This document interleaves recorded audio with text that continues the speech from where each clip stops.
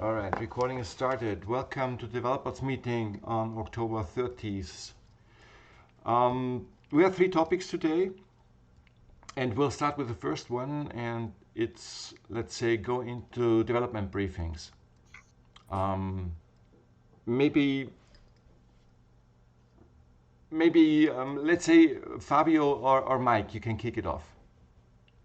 Can you give us a rundown of what your current status is and what you tested and what your conclusions were, and just a rundown of the last couple of weeks so that we get a perspective?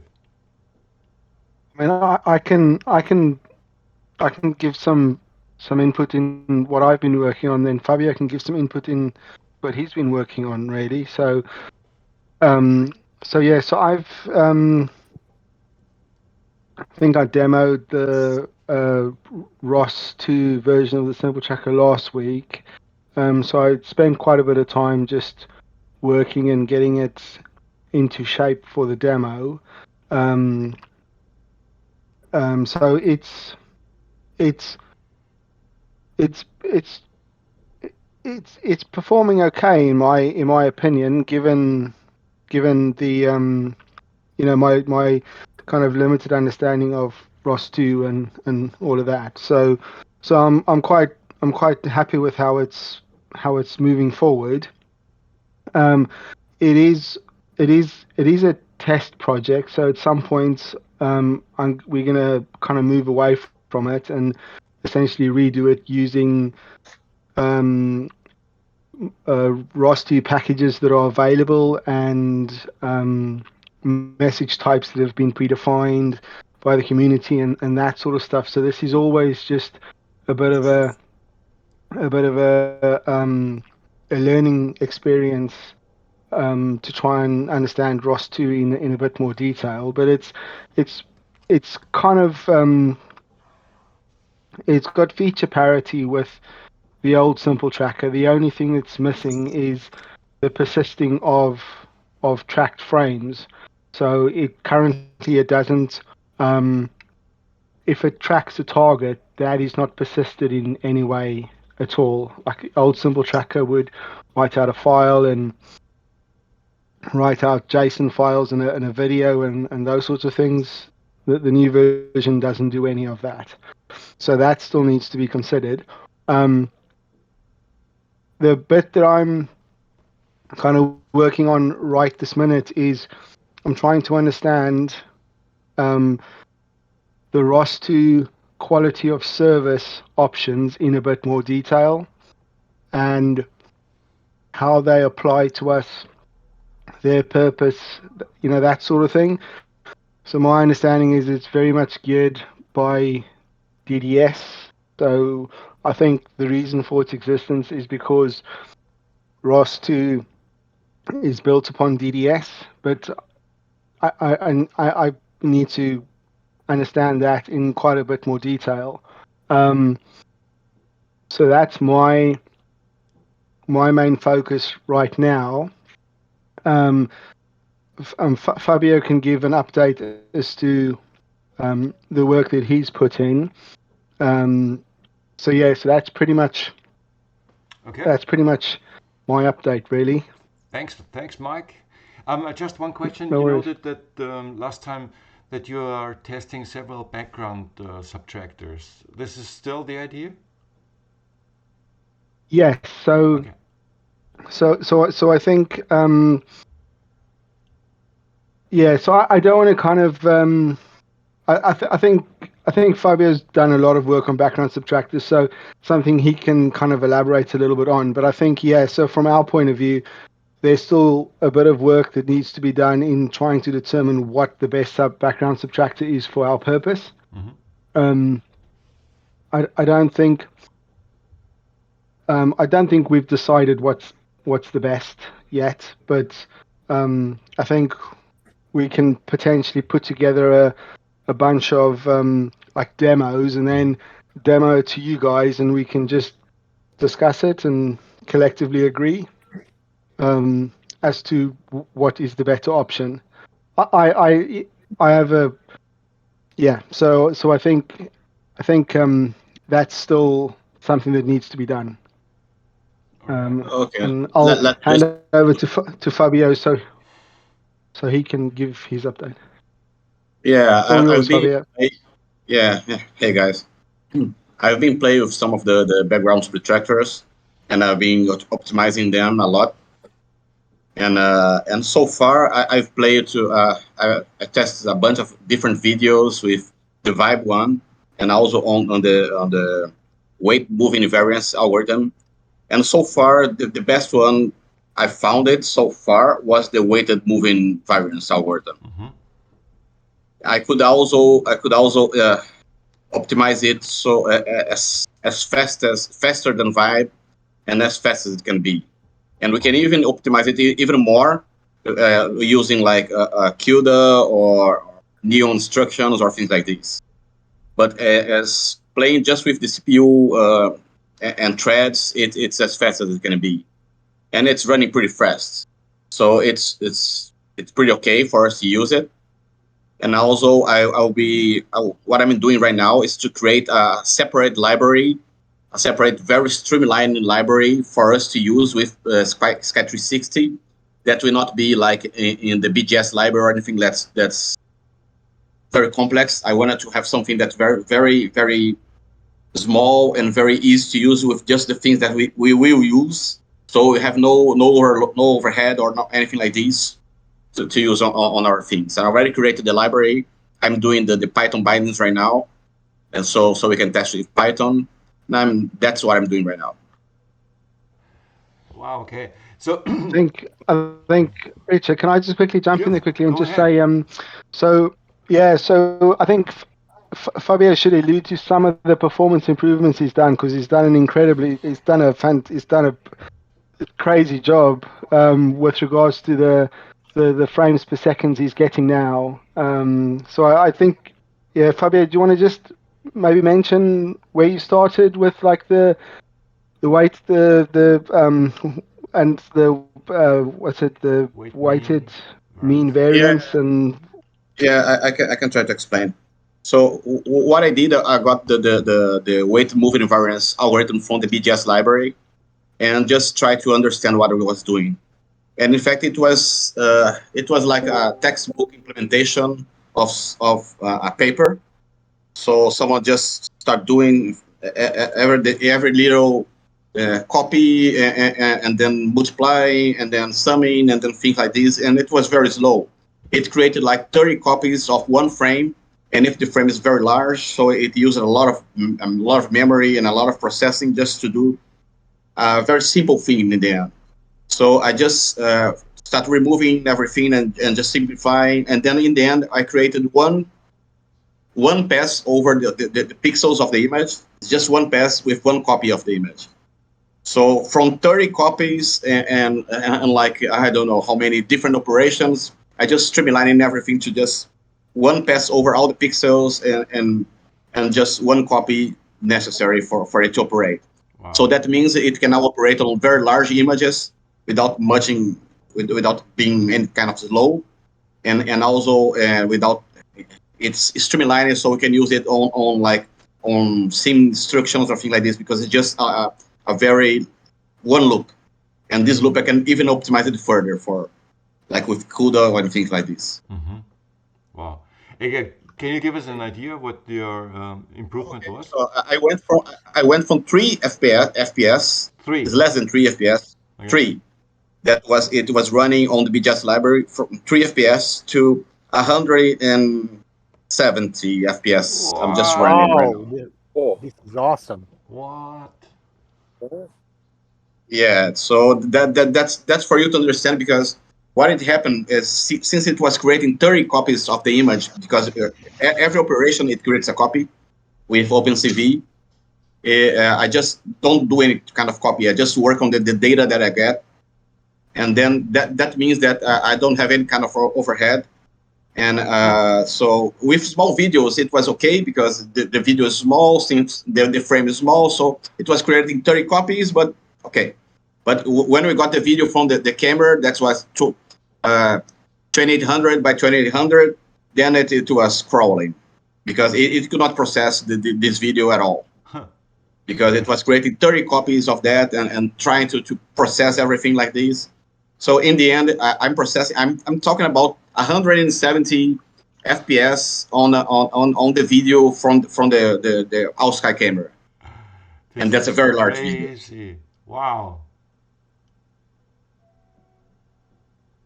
Okay, of course, I'm talking about running on my computer. That's and with 16 threads, 8 cores. But we can even make it make further improvements so it can run on lesser hardware, and also with if we have CUDA or things like this, it will be running fast also. So Okay. What do you think about mini ATX boards? It depends. It depends how many cores and the memory, and also if it has any kind of image processing there or like graphics board there for use. You're talking about video card, video chip, right? Yeah, but some mini ATX boards have integrated video that has some kind of processing power there also. We don't even some of them don't need an external video card, even though it's better, of course. But we might be able to use that. I still have. I didn't play with it yet. I will do in the future.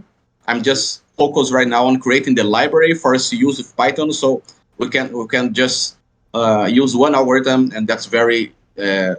It will not be the bottleneck. The algorithm, the background subtractor will not be the bottleneck of the whole pipeline.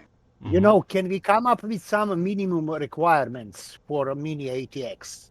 Thinking out processor power, memory, and video power.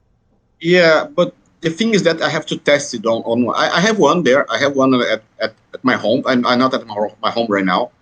I'm in Brazil because of medical family problems.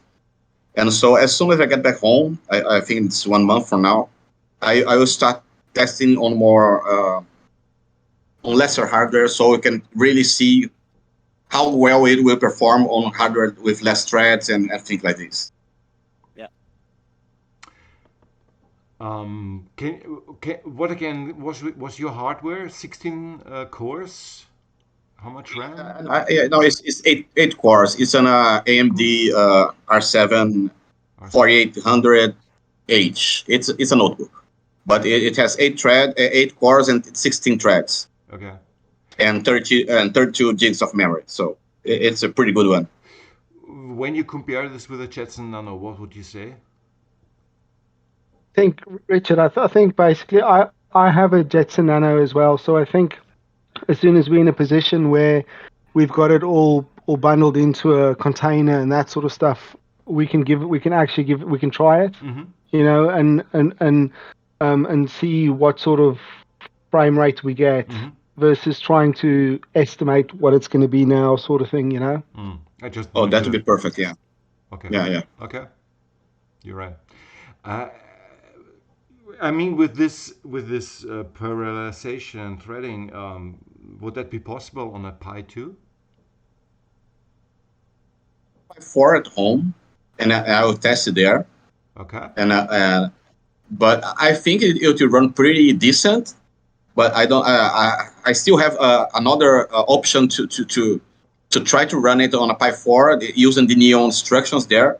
That's like instruction that process multiple data at the same time.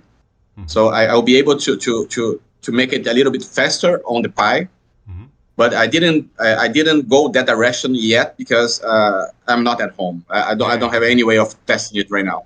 Okay. But I can just try to run it there to see how well it runs, and then try to optimize it further for the Pi 4 if it was the case. Yeah. Even Pi 2. So my view is I don't think it's going to be our bottleneck. I mean, if you can get it to run at 160 frames a second on your laptop, and if we can get it to run anything over and above 20 frames a second, that's kind of as much as we'll need, really. I don't think it's going to be. I don't think it's going to end up being the bottleneck in the process. Yeah, that's anymore. Yeah, sort of thing, that's my goal. That's my goal. Is for it not to be the bottleneck, so we can just use it and then do everything that we need on the pipeline. You know, the main thing is Mini ATX can be a lot cheaper than a Pi and a Jetson or whatever, right? But what graphic card would you suggest? RTX 2080 or 3060? And for that, you spend up to $1,500 to $2,000 and more. Yeah, it'd be very expensive if we go on the direction. Yes, we can try. We can go for something simpler, like a 1650 GTX or something like this, and see the performance there. My notebook has a 1650. I will try to use a CUDA here just to see how much I can do. I can squeeze of performance out of it. I didn't go that direction yet. I was just first optimizing for the algorithm itself and not trying to optimize things that can go even further. Because what I did was just make the algorithm as small and as fast as it can. So now it can go even further with specific things for CUDA, neon, instructions, or anything like this. Great. Hey, Fabio, great job. Great job. Hey, Christian, wouldn't it be an idea to put a background subtractor like the mean average variant that is enhanced by Fabio onto the Pi, for example, into the pre-processing? What Ido and me were discussing is that doing a mean background, a median background subtraction right after the image is processed. So putting it into the firmware of the camera. And this will be part of the driver. Okay. So, for example, if Fabio tests it on the Pi when he's back and gives green light that, let's say, he can process now at, for example, 20 frames per second, you could then take his code and incorporate it into the preprocessor. Is that the idea? No, that won't be possible because the firmware is not written in Python. It can't be written in Python. Python is only a good use for scripting things, but for using it in, it's to these cameras work like this. You've got firmware that is uploaded to the camera every time you start up the camera. This is done with fxload. And therefore, you have to have a driver that is working in some kind of machine language. And the code is not in Python. The code is in C++ entirely. Yeah, it's only C++, and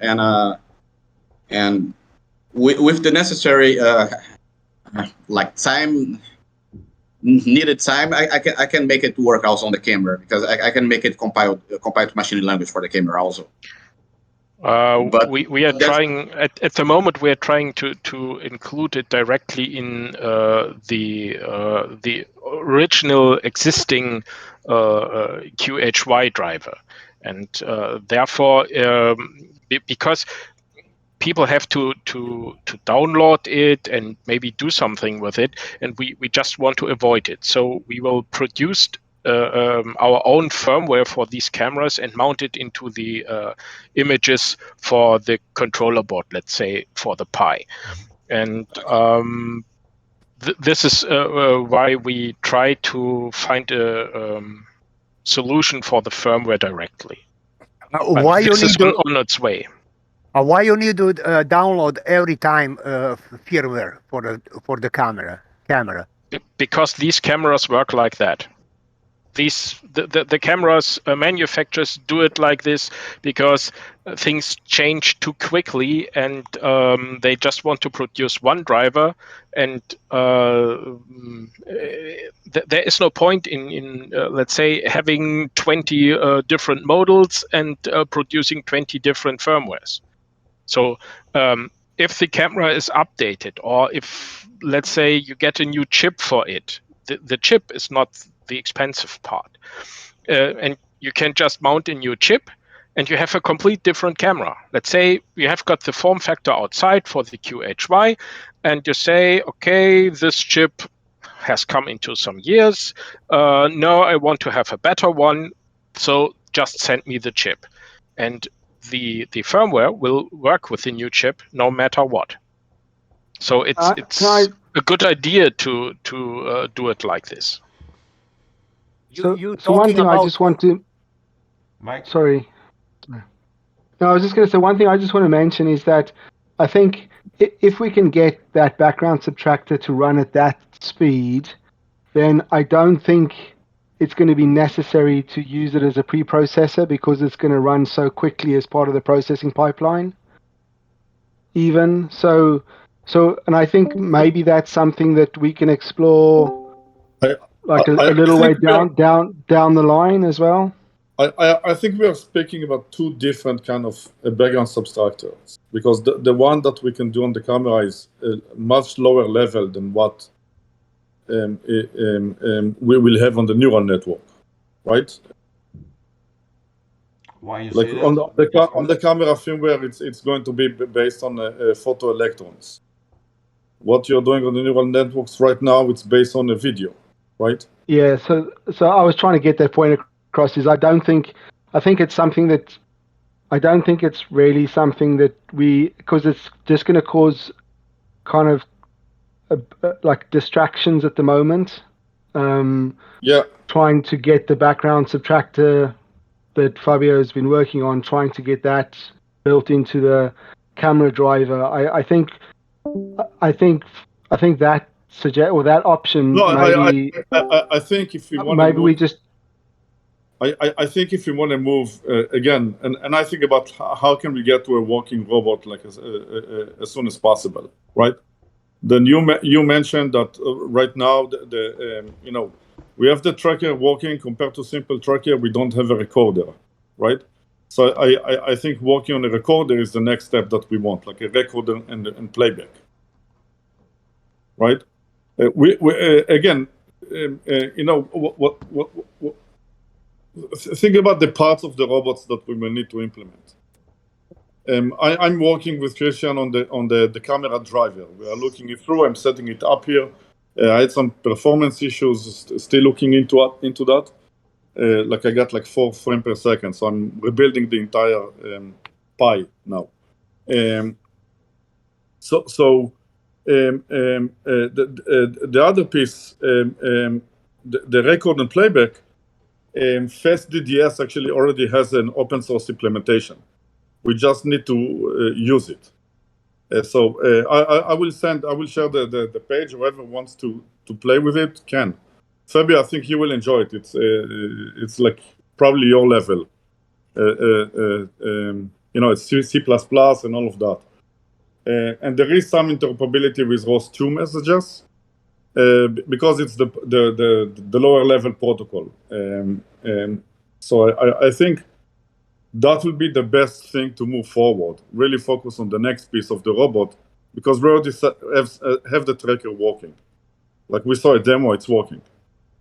So if we get now a recorder, then the next step will be also to do a playback, and then that's something for Rebecca you can do like on the UI, right? So we can replay the videos or whatever. Hey. Am I going to get the video in an MP4 format? If so, then I already have yeah. player. So you define the requirements, and we will ensure that there will be a publisher that published it the way you want. Okay. The reason I'm asking is because I have one that's done for an MP4 player, but I know that Magnus was working on a more specialized one. But I have one that we can temporarily use until Magnus has finished his. Yeah, perfect. So if we have something working, let's use that. We can always improve and collaborate together on what the next protocol is going to look like. But we have the foundation. We have the funnel to send all these events and messages. So it's just a matter of... Yes. Sorry. Is there some sort of is there like the storage mechanism for these videos? So what do you? So I assume it's not going to be just writing to file. It's going to be recording. So is there like a preferred approach that we can? Because okay, so if you look at FastDDS, I believe it's using SQLite, and the code already has the Docker file and everything there, like to construct it. Okay. And we just need to look at that, and I'll send you. I'll share with you 3 links about FastDDS, which is really the DDS implementation by eProsima, that is part of ROS2 Humble. Okay, that's what we are using. It's called a non-intrusive DDS recorder. So what it means, non-intrusive, it doesn't mean that it's losing messages. Okay, there is a potential of it. Non-intrusive means it doesn't impact the real-time behavior of the robot. Okay, so it doesn't subscribe physically to the events. It's monitoring the network, right? So as long as your network is only running a UDP and you know how to operate your quality of service on the layer 2 network, you're fine, right? You're not. I'm trying. Yes. It is possibility then we can lose messages. I'm sorry? It is possibility then we can use messages between nodes. Yeah. We will decide. No, he was asking lose, not use. Lose. Lose. UDP is, yes, with losses. Yeah, but if you truly think about when UDP is losing messages, there are very specific edge cases that are defined, right? If the system is overloaded, right, and it's usually on broadcast first, then multicast, right? The quality services you can set up in very detail how to manage that. Okay, so that will happen when the robot is misbehaving and some part is overloading and you don't want to impact all the other stuff, right? Again, UDP was designed to real time. That's why it's lossy. That's why it's unreliable to begin with, because you don't want it to work and impact other systems that are operationally operate correctly. As long as you respect time, right? That's what real time is all about. Okay. Does that make sense? Yeah. Like if you lose messages, you probably want to in UDP. Okay. Now, if the recorder lost messages, you know that's something big happened, right? And that's usually a malfunction of the robot that you will know anyway. And we need to that. Yeah. So these sort of messages also you can't do confirm delivery either, because you could, then you stand a chance that things get delivered outside of sequence and all this sort of stuff. So it's better to if there's an issue, to drop a message and move on to the next message than get the message that was dropped 3 messages after, so there's a specific sequence that these things need to be delivered in also. So it's better if there's a hiccup that it just drops the message and moves on to the next one. So that's a great point. Like the heavy loading on the record and replay part is the replay, right? The record is just dumping everything to a database or disk or whatever. So it doesn't think. But usually you can have, if there was a subscription that lost a message and now there is a retry, right? The recorder will know about it. Usually before the other one. Like the recorder will see the 2 messages. So you already know there was a hiccup. And you will know, because you can do like chaining of events, you will know if the recorder lost a message, so you can alert on that also. And then the replay, where it's becoming more important, the replay will need to figure out if there are duplicates of events. But that's how it knows, because it recreates and eliminates the duplicates. Because they use, like in here probably it's because they use a SQLite, and they do it on the select statement, most likely on the query. So that's where the heavy load will be, right? You're talking about SQLite. Did I get that right? I'm sorry? You were talking about SQLite? SQLite, yes. I thought we were going for Neo4j. Again, different thing. I'm speaking about the record and playback. Okay? Yeah. We already have a part, like no code that we can use. It uses a SQLite. If they have plugins, we can use whatever. From what I remember, it was SQLite. Yeah, I think, Richard, I think it's just, so I think ultimately there's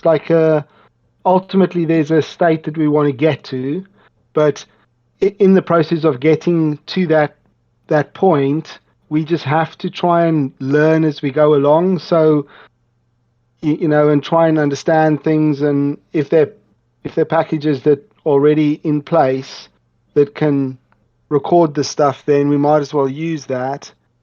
It doesn't mean the ultimate solution is going to be SQLite. It just means right now, because there's, like, I'm trying to get my head around the QoS stuff for PubSub and all those sorts of things, and yeah, so I'm not even at the recorder yet. So it is just, we're just trying to iterate and trying to kind of, just trying to understand how the stuff works and then just improve it over time, I totally get it. It's just when such things are thrown into and nobody reacts on it, I'm just picking it up and bring it on the table. What are we talking that's about? Fair enough. So that all of us are on the same page now. Okay, so SQLite is just for development, let's say, purposes. Got it. Temporary. I mean, yeah. Go ahead, Mike. Sorry. No, I was just going to say, I need to explore what Ido's kind of mentioning and see if I can understand how it works and, and all those sorts of things. So it's there's quite a bit of work in just what he's just been saying, to try and plug it into to Simple Tracker and understand. When Ido says something. Yeah, I know. Tell me about it. Yeah, it's like, oh yeah, you just plug this in and plug that in. It's like, yeah. Right. Come on, you moved everything to ROS2 in like a couple of weeks. So. Yeah, no, I'm not saying it's the wrong decision at all. All I'm saying is it's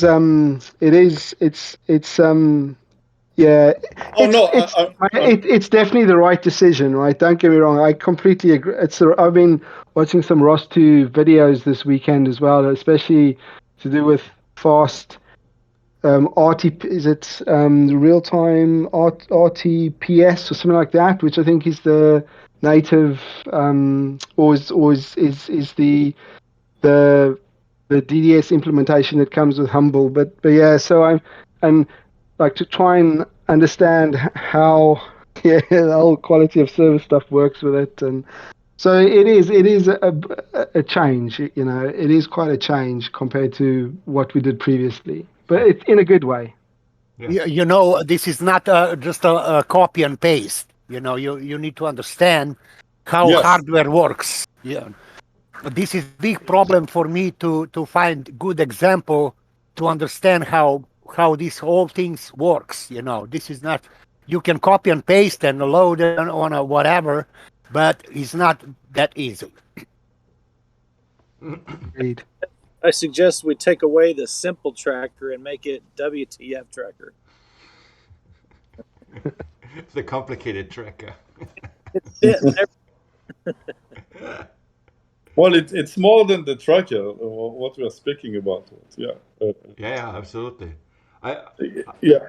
May I come to a point where, just to hook on what you just said, Ido, there was something what Mike told us on his work is that it opens up an idea, or maybe the idea is already there and I just got it at that moment, that you are separating, Mike, you are separating or splitting your simple tracker into many pieces and making nodes of them, ROS2 nodes, so that you can call them and get material back, right? Is this still the case? Okay. Yeah, Ido? No, go ahead. Okay. So, and Mike, correct me if I'm wrong, you said the event tracking is not implemented yet. And my question is, if it is separated, the event tracking, my question would be, is there event tracking needed at all at that point?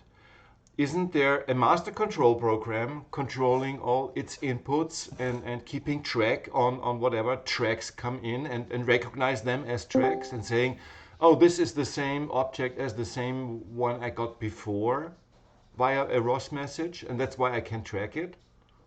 You know what I mean? Just to... Yeah. So I think so the integration with like the master control program and a whole bunch of other stuff still needs to happen. I think currently we are kind of doing a little bit of work in isolation. Like I'm working in isolation and trying to produce something that is fully featured in isolation to the camera driver and the master control program and all those sorts of things. Okay. So yeah, you are right. There potentially is definitely some integration that needs to happen between the tracker that communicates through to the master control program to say, these are the things I'm tracking. Do I need to track them or do I not need to track them? Which ones do I not need to track? Or even track them. Why, for example, when your tracker finds an event, you implement a certain code that keeps that in tracks. Let's say, okay, this moves now from frame 1 to the next frame via this distance, and that's why it's the same object. You have kind of, let's say, relation algorithms and parameters for that, right? Yeah, I rely on the CSRT tracker to do that for me, to be fair. So I don't do anything clever there, in all fairness. So now my question is, I mean, this is now a question maybe specific to the optical tracking, but maybe it is true for all tracking. For example, if we have passive radar in the future, or I don't know, other sensors, would that make sense? And now it's a question I put towards Ido. Would it make sense to keep all that tracking on a sentient node? You know what I mean? Like ROS is. Just all these sensors just give you the information. It's there. That's exactly the record and playback. Record and playback. Okay. May I interrupt here? Wasn't the idea of including ROS2 that we have a messaging system and running the master control program as the central station for collecting those messages and putting out an event like that, so receiving the and looking over everything so that it decides what action has to be taken. I think that's why we choose ROS2 to have this as a nerve system, and then decide, okay, if any incoming message indicating an event, that an action then is forced. And I think what Mike is doing at the point, splitting up the things to make them work with, to make them be accessible via ROS2 is just the right thing. And the master control program is a completely different thing. Yeah. Because it's the overall event tracker, let's say it like that. Okay. So I will tend to stop this discussion because we are losing focus on the alpha version. Yes. Yeah. Fair point. Okay. Like for now, we just need to record all the tracking. That's why I spoke about the recorder for now. That's the solution. Okay. Yeah. We'll record everything. Once we have the data, we can figure out what to do next. Yes. Okay? So think about the robot parts. So like we just need to complete the robot parts, make sure they're working, make sure they integrate with other robot parts that are ready. Yeah, I mean, the one thing I still probably need to implement is just the ability for something else to tell the tracker not to track a track. Like, for example, if it's tracking like say it's tracking a it's tracking something, then Yeah. you just need to call a service that says, yeah, we don't want to track that thing, and in that way, everything's exposed. Some master control program has got all that information and then can basically decide, if something doesn't need to be tracked. So I guess the point I'm trying to make, for me, there's not. I don't think there's that much more to do than to if I want to. Yeah, I'm confusing the issue now. I won't talk about it anymore. Sorry. Well, you got me. Like I was about to say, if you need something that you think the tracker is not supposed to be responsible for, right? Or another, we speak about the brain in this case. Like you need a brain part, just create that brain part and mock it. Do something as simple, but just have it there, because every robot part will evolve, right? Yes, so that agreed. So that's something that I mean, it's something that I can work on next. Is essentially if it tracks something, then some other mock must just tell it not to track 10, for example. We don't need to track 10 because it's a drone or something. So it's easy for me to mock that and integrate that. So that's not a problem. Cool. Yeah. I would even say that that's a low priority for alpha version. Yeah, no, fair enough. Yeah. Right? Because we don't know what's there. We want to have as much data as possible, right? And really test the tracker to the limits. So it's good. Yeah, but this is manifold, because when you talk about the tracker consists of something that detects something and then recognize, and then there's a tracker that says, okay, that's the same object than the frame before. And these are two things, basically. I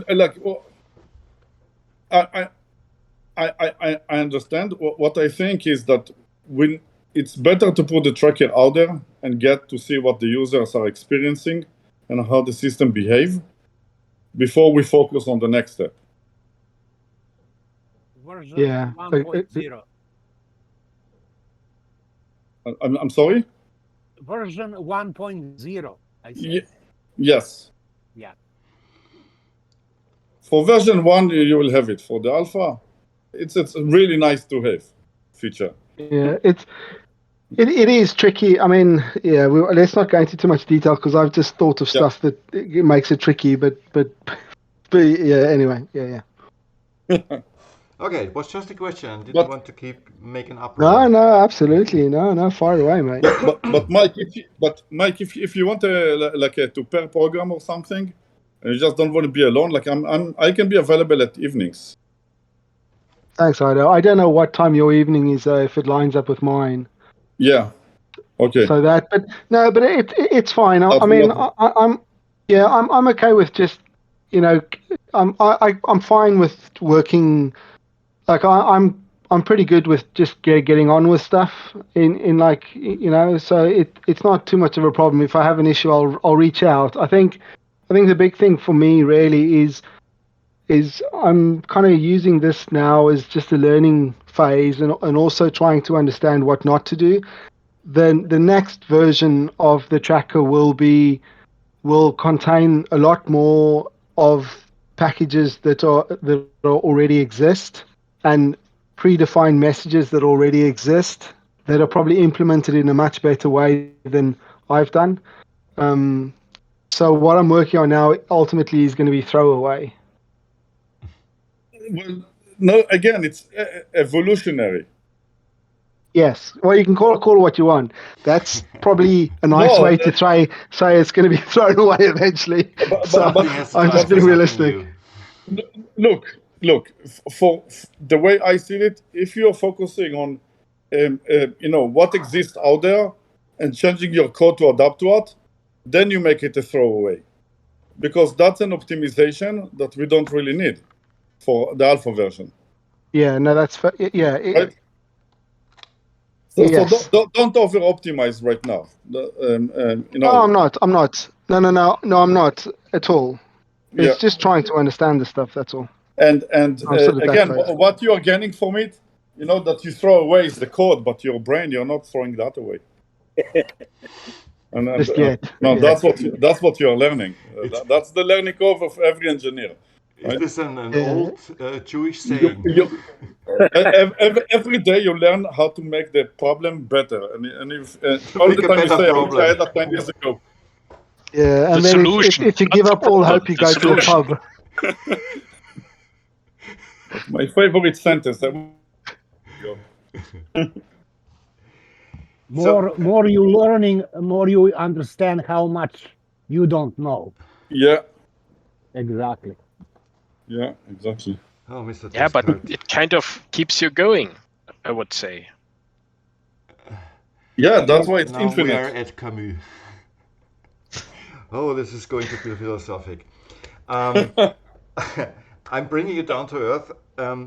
In the same way as you said, Ido, separating the tracking part from the simple tracker is something for the future. I say putting Fabio's, or whatever Fabio then came up with, an optimized background subtractor that is coded in C++ to bring that in the future onto the preprocessor. Is it true or am I wrong here? Or is it an absolute no-go for you for a future version? Well, I think we will use it for the alpha. But, and if it will work on the Pi, it will be on the Pi. If not, it will be where the neural network will be. We'll find the warm place for it to live. But again, it's maybe you understood me wrong.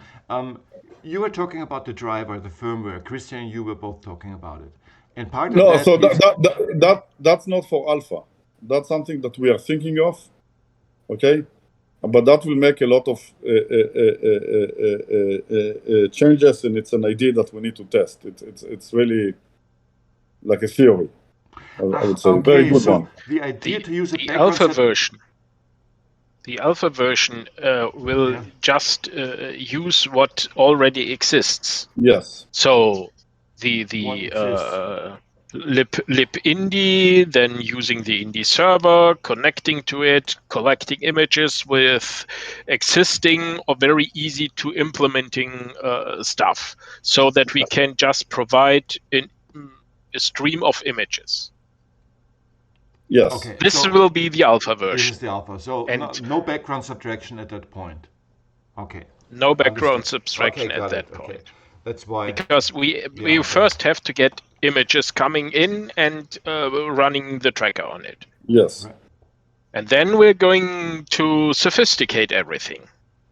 So Maybe re-implementing our own version of the indie protocol just with the use of ROS2. So there won't be any code, let's say, in Python doing that and providing the images. This is sophistication, and this comes after having the alpha version. Okay. I just have to separate what is a good idea for the future and what is going into the alpha. So, Christian, we are there at the driver. Can you give us an update on the driver? Where are you stuck at the moment? What we did was Ido is getting his camera online, and I prepared the whole SWIG part to access the original driver and get the camera running. So with SWIG, we have to use it to interface the original libindie -QHY driver, because this is the one that is supported by libindie. Mm-hmm. And libindie has some kind of weird usage. They update their version every 2 months. So and if the driver doesn't have the same version number, then libindie it is not supported anymore. So this is what we have to work around at the moment, to get a version working and not run by the normal update process. And if we have that, we can go on. Okay, so you're talking about the standard QHY driver that you're using at the moment. Not really. The standard, this would be libqhy, and we're using the one that is compatible to the Indy stuff. Ah, okay. From the IndyLib. Okay, so that the IndyLib Yes. can talk with the QHY. And therefore, we have to use SWIG as an interface to use the standard imaging software, and this is written in Python. Okay, so you made the stubs so that other software can Yes. can I made retrieve the complete parameter set up with SWIG, so we can interface it with Python, Rust, or anything else. Okay, and so that I understand, this is only due to the alpha. In the next version will be a separate firmware that you both create. No, the next version most likely will be that we will optimize, we'll get rid of the Indy server and go directly, probably even fork the Indy camera itself, because it's its own thing. Yes. And move it direct. It's in C++, and just move it directly to communicate with ROS2. Okay, it shouldn't be too hard, honestly, but yeah, that's one. That's the next version. And then the one after that, it will take a look at the next step, is to replace the firmware. Yeah. So it's basically looking at how the Indy camera is implemented, not from the communication from Indy to Indy server, because that's we already replaced. On the other part, let's communicate with the camera and fix that. Okay. So we will. Yeah. What we will do by this is we re-implement implement the complete Indy protocol, not using Indy server as provided by libindy.org, but re-implement the complete Indy protocol with ROS2. This would be this will be the main and first improvement. And it will be very, very fast. So if we have it as an ROS2 implementation, then we get rid of all the overload that we are getting from libindy. Yeah. But this is not for the alpha version. This is for the next. No, the alpha version is just it should run. And the performance has no priority, just producing images, and so that the tracker can do its work. Yeah, got it. As quickly as possible. Okay, so and the next step also for the alpha or not for the alpha, please correct me. A control program, a master control program that picks up all these and monitors all these ROS2 messages. Is this going to be part of the alpha, or is this then the following one? Do we want to respond to it? Yeah, that will be the following one. Okay. Yeah. I think for now, like having everything recorded, that's what's important. Okay, got it. So some parts like the user interface has to retrieve for now the data directly from the stream, the image providers. Or the tracker from... Well, it can do it from the stream, or it can ask a replay. Right. So what's nice about ROS2, when you subscribe, you can subscribe to the latest event, or you can subscribe to a history event.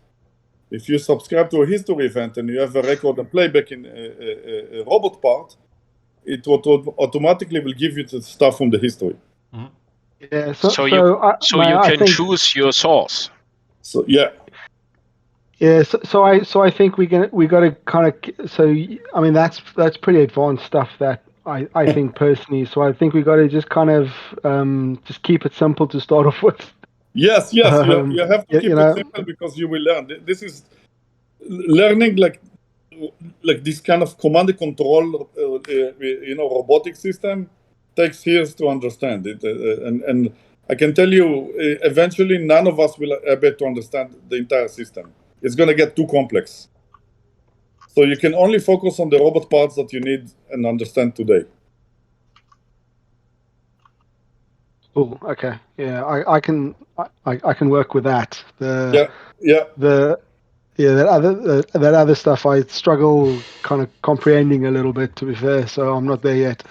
So okay, Well, as long Personally, just because I'm slow with this sort of stuff. So you're not slow at all. I don't see that you're slow. no, me not either.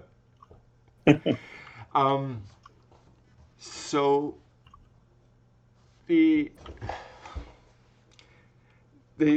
master control program, so a decision-making module that is processing ROS2 messages and doing decision-making on that. That's not part of the alpha, but it's in the future, one of the future versions. So But bear in mind, it's part of the neural network, okay? Because that's the brain. That's what makes decisions. It is part of the neural network. So a module that is represented by a neural network running as a Turing machine and getting all this sensory informations. That's what you're talking about. Yes. Getting station awareness. Yes. Okay. Stations become sentient once. Anyhow. That would be think funny. of this. I mean, it's a lot of sensors as we do. The only thing it cannot walk. That we can manage. Well, I'm having difficulty just getting it to track a B at the moment, so I think we're safe for now, to be fair. Yes. Thank God. But so the user interface can only retrieve from the sensors. In the alpha version, I just want to get an idea what the alpha version will look like. And I was not asking for myself here, I'm asking for your audience that might see this and have no idea what we're talking about. So the alpha version is our first version that we roll out. It will be a very simple version of all the components that we're going to use also in the future.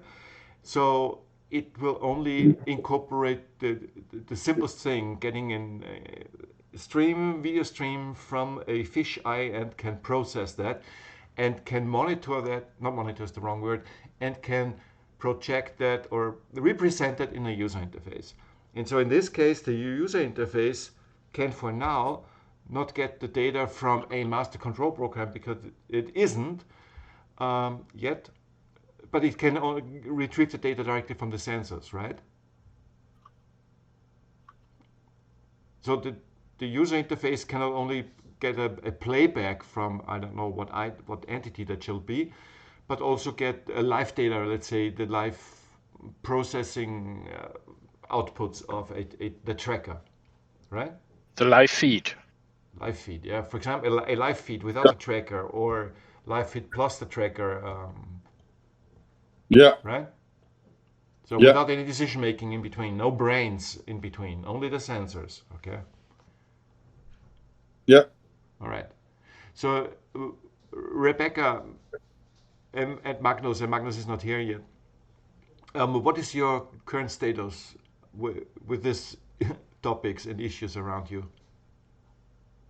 Okay. Well, with the graphical user interface, yeah. My understanding for the alpha version was that we would have the camera, the media player showing the view from the camera, and then the mask. You just brought up something new when you mentioned sensors. Are you talking about, GPS and other things like that? If so, that will have to be added in. And it just, I don't know, we would just have to add that in. So you would have to need a node that is controlling the GPS and throwing that out as a ROS2 message, and you can pick that up. So someone has to create that GPS node, for example. That could be a thing. Right. I think they have to. I think they have to use GPSD software, open source software, to get the data from the GPS device. Yeah. And somehow transfer that through the node to the GUI, and we can display it in the GUI. So that, just to let you know, none of that is made because I wasn't thinking of that as being part of the alpha version. My understanding was just the media player and the mask. The Indie protocol gives you all the GPS information that is available. So this is why we choose the Indie protocol in the first place, because you just plug it in and it is recognized, and you get all the GPS information from the device. That's confusing. Okay, now. you Sorry. guys can send that over to the user interface. Okay, I try not to pay too much attention to what you're doing over there. I just try to know what I'm going to be receiving. So that's great. I'm glad to hear the Indie protocol can do that. But so yeah, we can display that in the user interface. We just have to add that code, but I don't think it would take too long to do something simple.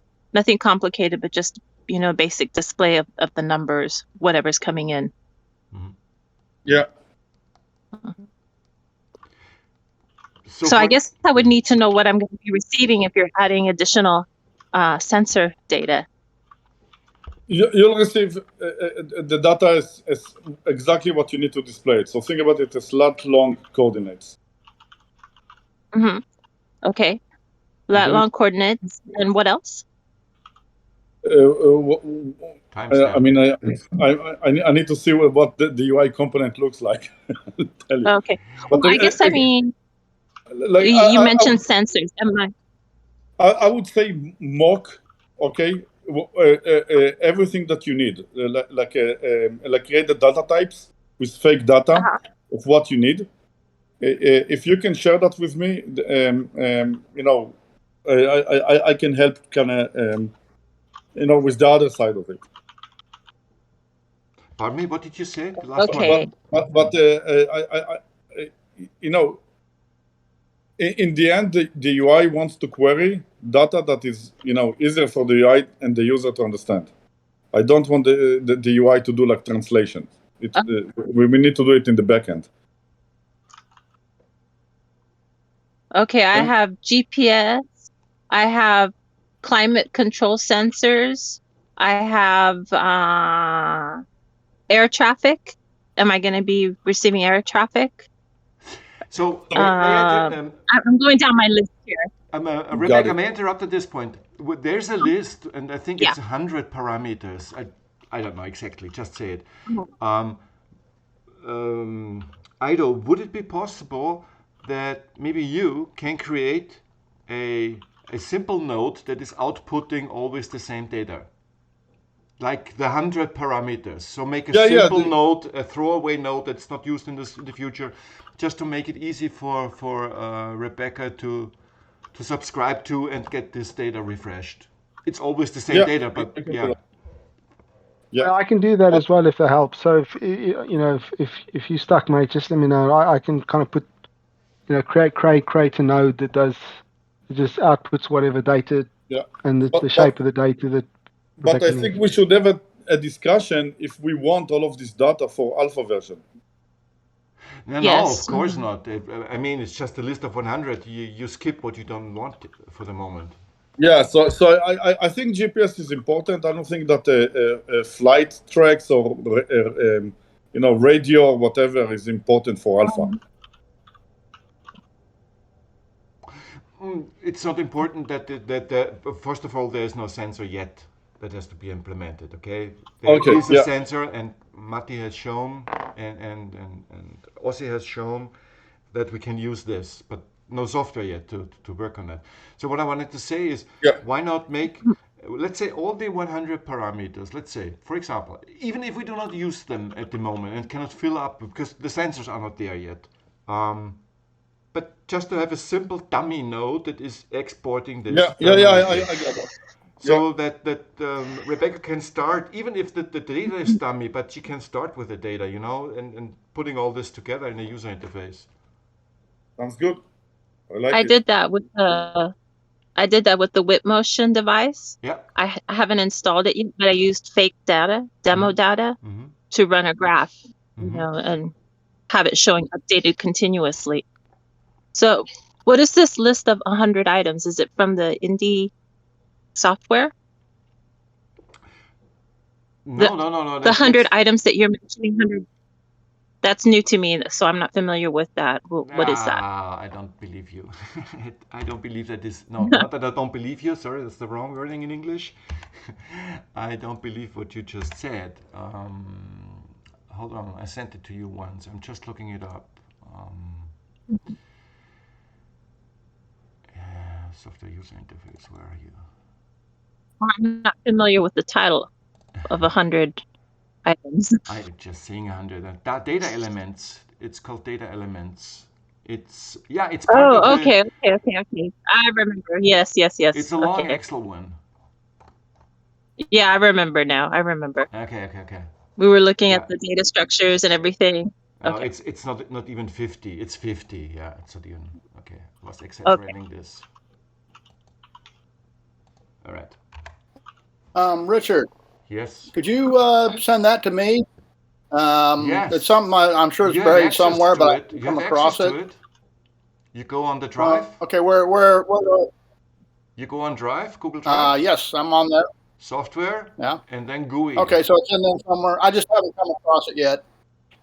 Okay, I was just thinking of something I hadn't seen, and I can see where trying to get it. And some of the things I'm trying to do for the documentation side of things, it'd be helpful if it said, "Oh, this is the block of messages that we're going to be looking at, and here's what we do with them." That's the block of. Okay, I will. That's the block of dimensions. That's the block of dimensions. So it's a list of parameters and dimensions, and physical dimensions, which is important because it has to be represented in the right way. Yeah. Okay. Okay, I'll find it. So back to the question, Ido or Mike, you both offered. First of all, is this a good idea? Rebecca, would that help you in development? Such a simple node, a dummy node? Sure. Mike or Ido, who of you can create that simple node? I think so. I think I guess my question initially would be: is Rebecca, have you managed to get those containers up and running, or is that still a bit of a struggle point? I haven't, but I saw the video that you made. I was there when you did it. So it looks very simple, very straightforward. I already have versions of ROS2 installed and working and communicating. So I just haven't gotten to yours. I was finishing up the document that I was working on, but I don't think it's going to be any problem. Okay, no, that's fine. So basically, I think so. Your ability to run up that container and interacting with it is going to be. If you can do that, then I can do the nodes for you. If that makes sense, because essentially I'm just going to add additional nodes to that project. So if that's not the way you want it delivered, then maybe it's better that you have a chat with Ido for them. But yeah, so it's so if you can get that project up and running and interact with it, then I can get those nodes done for you, no problem at all. Okay, perfect. I will actually do that tonight. For the document I'm working on, all I have to do really now is redo the structure, the numbering structure, and draw some graphs and put them on there. So I'm pretty much done with that. So I'll work on the ROS2 tonight. The document that you had. And I was wondering, and I haven't gotten back to you on that. I was wondering, could you add a small, tiny video? I know you said that there was a limit on the size of the video. Fine. Yeah, of course. Just if you however you want to get it across to me, can you email it, or is that too big, or? Let me find something and I'll just send it to you on Discord. Yeah, that's fine. A little tiny random. Okay. No, that's fine. Yeah, no worries at all. Okay, thank you. Perfect. On that note, I can recall a discussion this week about simulation, and I know it has nothing to do with the alpha version, and I think we have spoken enough for today about the alpha version. Can we shortly talk about simulation, Ido? Well, I can support the conversation about it, but the person that leads it is not here. But I can try my best to help answer, right? So the way he approached simulation, he's building now the very basic stuff, right? Yeah. So he's basically like the camera component, he's building the sky component, and then we'll build an object and make sure the camera can see that, right? It's not going to be anywhere near, the physics that we have, but it's a start, right? And on that is going to improve, and that's going to be integrating into the tracker to ensure the tracker can track, everything that we are throwing at it, right? What it means in the future, it means that even if we had some evidence on videos that a UAP moved in a certain way, and someone is claiming some physics, we can actually apply those physics into the simulation and see if the tracker is actually tracking that, right? Yeah. That's what it means. Yeah, got it. So the idea, I'm just putting it on the table so that everyone knows what we're discussing the last couple of days. So the idea is to create a Unity software based on Unity. So a digital clone of the physical robot. That's what it is. Okay, a complete simulation, not only the output of a camera, let's say. Yeah, but it will eventually it will run against the same robotic parts. I see. But we will simulate the physical reality. We will simulate. That's the idea. I see. Okay, so I think.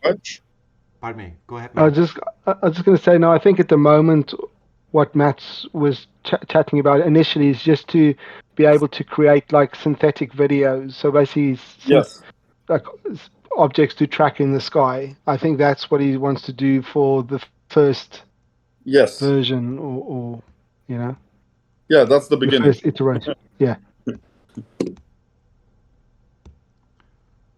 Okay. Did you look, Richard, at the Tesla demo that I shared? On the Tesla simulation? Yes. Yeah, so that's 5 years from now. Hopefully sooner. Yeah, I mean, okay. My only concern is with simulations is simulations are mostly too perfect, too idealistic. There's too much things that destroy a simulation, that changes the simulation into reality. Yeah, go ahead. But think about it. But think about it this way: it will give you a baseline to ensure the tracker doesn't lose quality. And what I like also is I can run the simulation. In this case, it will be hardware limit, but in theory, you can run the simulation faster than reality. So you can test against far more use cases. We don't need training material anymore. Absolutely, I'm totally with you. But my concern is I've worked with simulations, and we did simulations 20 years ago. You cannot do anything today without it. Honestly, the thing is, all this created was always too less natural, too idealistic. So, for example, if you take a plane on 40,000 feet, for example, it has certain shapes in a fisheye and taken with a camera. Yeah, so but think about think about the data that you have today, right? Yeah. For example, if we are recording, let's speak about specifically. I thought about it a lot this week. Tommy, about the GPS, right? If I have now in an array 20 GPS data, right, that runs in 40 hertz, right? Think about the data that I'm recording, not just the data that I'm recording. Now, from analysis to a neural network, now we can, if I have a data of a week, right, just a week, I can start having a very good baseline of what it is, how a week looks like, right? Yeah. If I start simulating the data for a week course, and now I'm comparing it to the second week, right? Now I have a data that anomalies between the first week and the second week. right? If I do it the same thing on the third week, now I'm building against the first week, the second week, and the third week. So it's exponentially growing, Yeah. right? Okay. The anomaly detection. That's what you want to get. That's how you want to improve is anomaly detection. But it's like simple with discrete figures. If you take an image where the camera produces, it's a different thing. And I was talking about these camera images when you talk about simulation and creating this training material for the neural network. My fear is that to make it right, we have to incorporate atmospheric effects. There is no make it right. There is no such thing. There is make it better. That's the only thing you can do. Just make it better. And you need to keep improving that, because this is AI. This is neural network, right? If it doesn't learn, it's not getting better. If it's not getting better, second law of thermodynamics, it's getting worse. Now, at least what we can do is we have already training material with, let's say, 747 at 40,000 feet. That will simulate this and compare the real pictures with the simulated ones and tweak the simulation until it's reached the point of reality. Yeah, if you look at the latest demos from NVIDIA, right, on their compression algorithm, and I don't know if you saw that, but they were able to do video compression with what it was, a 600% compression. Mm-hmm.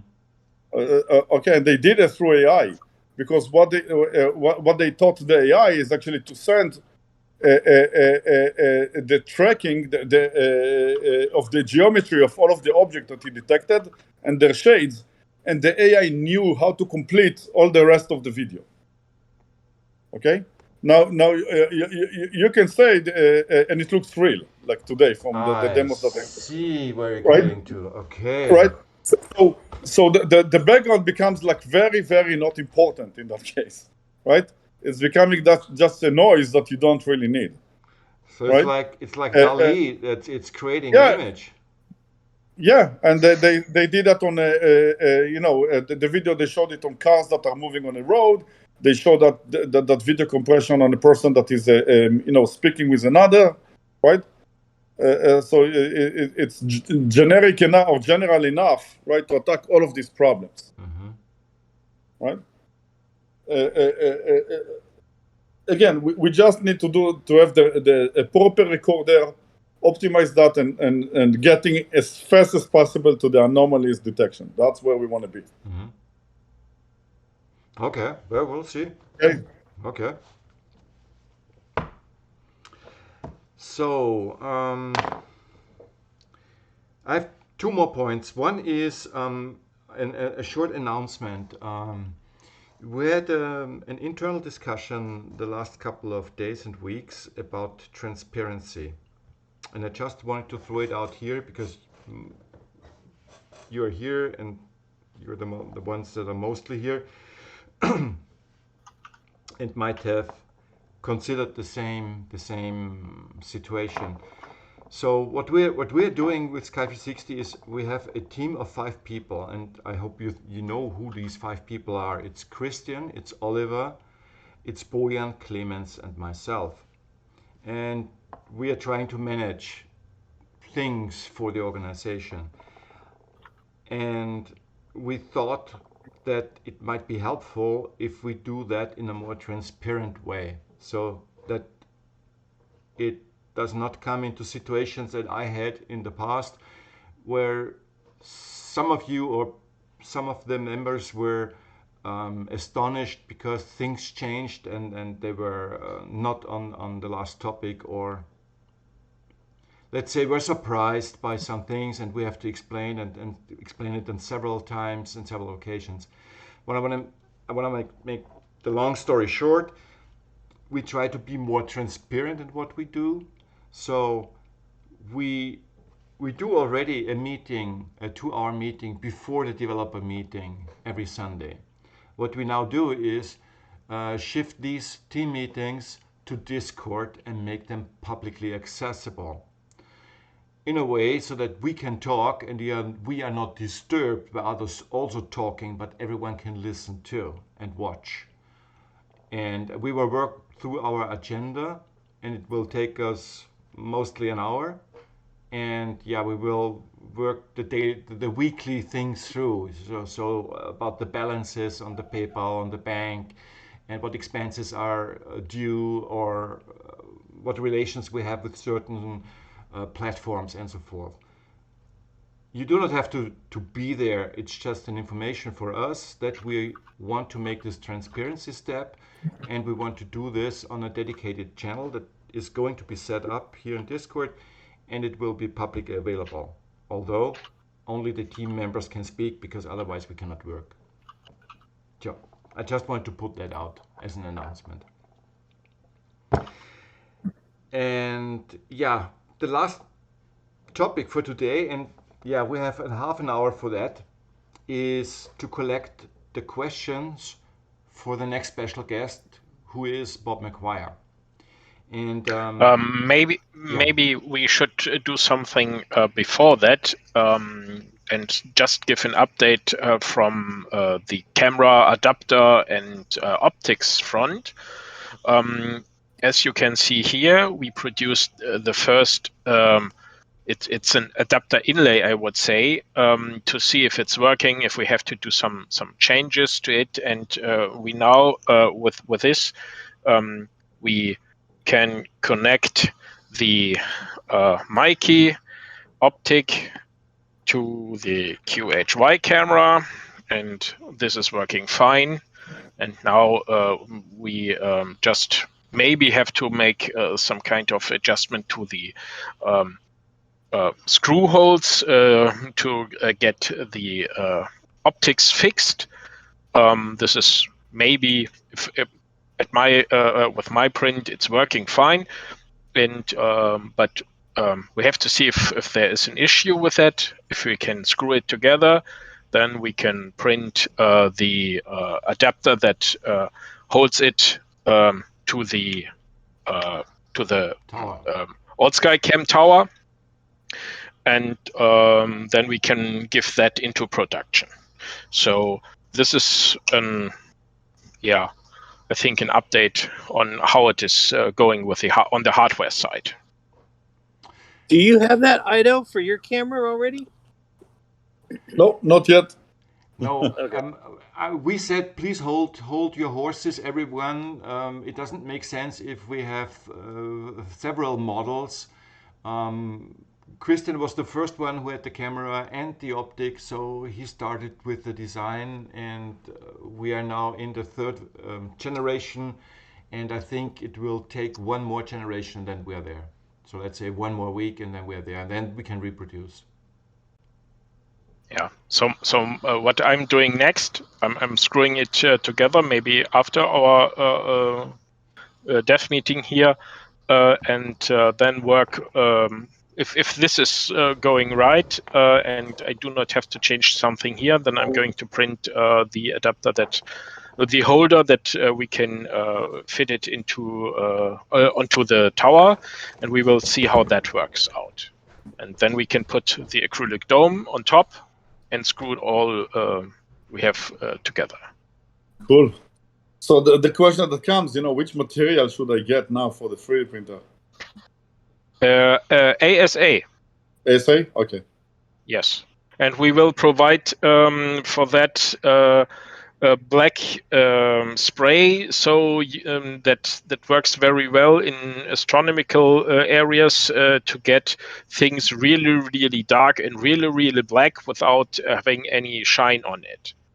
So we do not get any reflections, and this will we will provide the link to that spray too. Oh, sweet.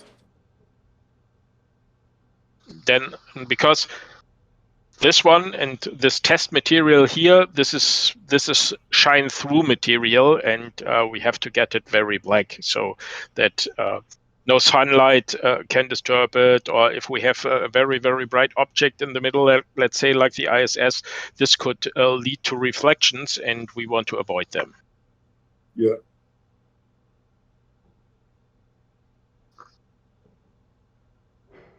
Okay, so much about how the adapter is coming.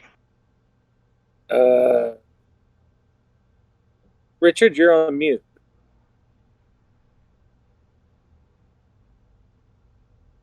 least it shows he's on mute. Maybe he's frozen. Yeah, it might be frozen. Do you think it would do any good to? I would like to get my camera up and running. I've got an Intel NUC.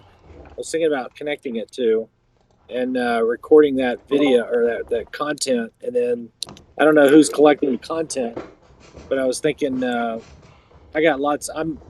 Got lots of wildlife around here. I'm also over some sort of a directional air flight. So we got planes that fly right over us and then do hard rights or hard lefts or do all kinds of different things.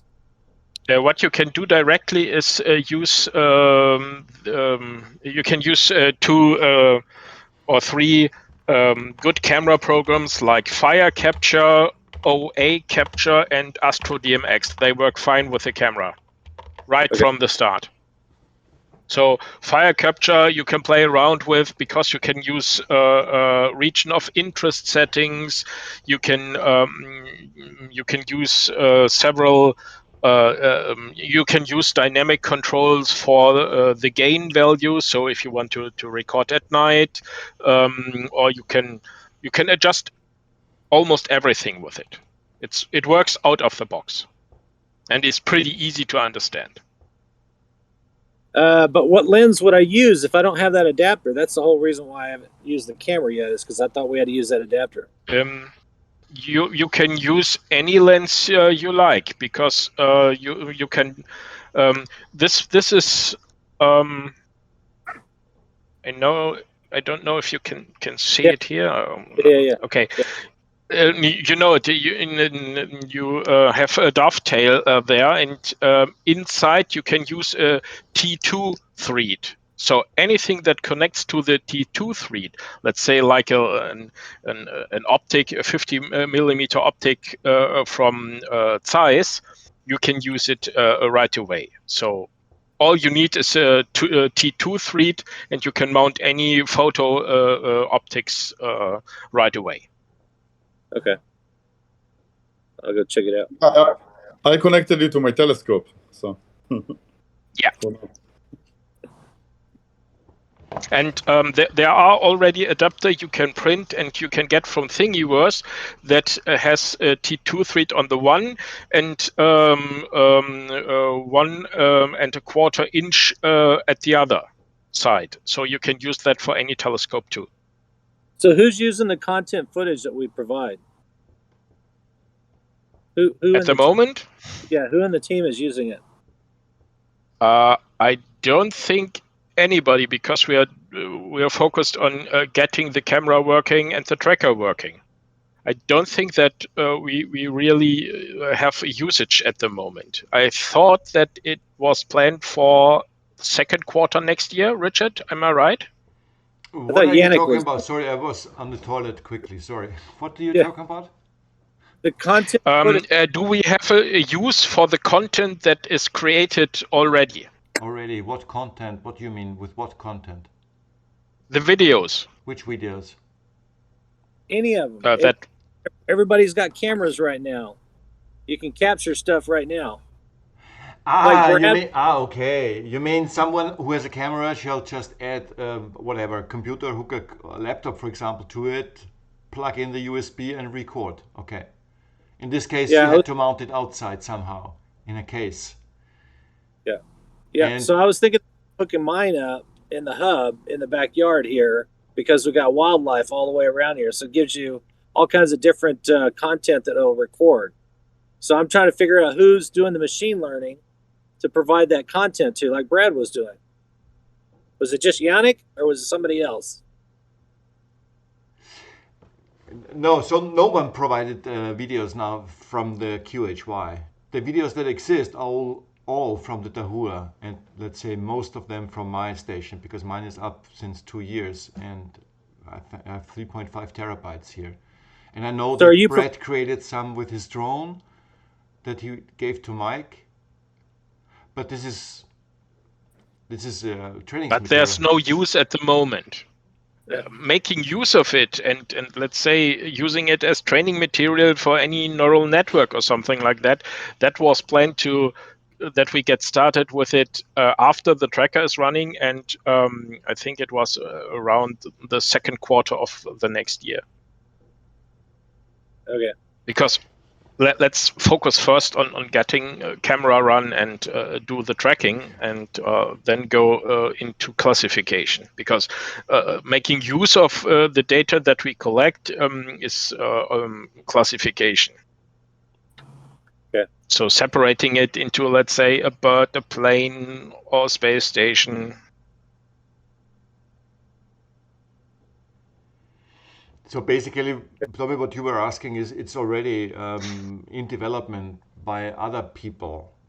Yeah, we lost Nicola, but there is still Lionel doing the kinematics, and Yannick is now working with him.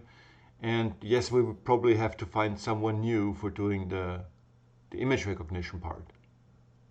But let's say the basic path from the tracker recognizing something, cropping it out into a little picture that is then thrown onto the neural network, that is already there. That basically cutting out this cropped image is already there. So we have one who wants to do that is UAP Paul. Yeah, he has no time. Yeah, at the moment, and maybe because we said we do it next year. Maybe he'll come back to that. Yeah. If he has figured out his issues with that. Yeah, but if we have got the camera set up, and we do not have a special group that started at the moment, or right now, or in the next future, then Ido and me can attach to that. Because, okay, I'm speaking for us too at the moment. We are interested in this stuff too, because we are keen on neural networks. So, but first priority has getting the camera done. Okay, guys, I stop recording now.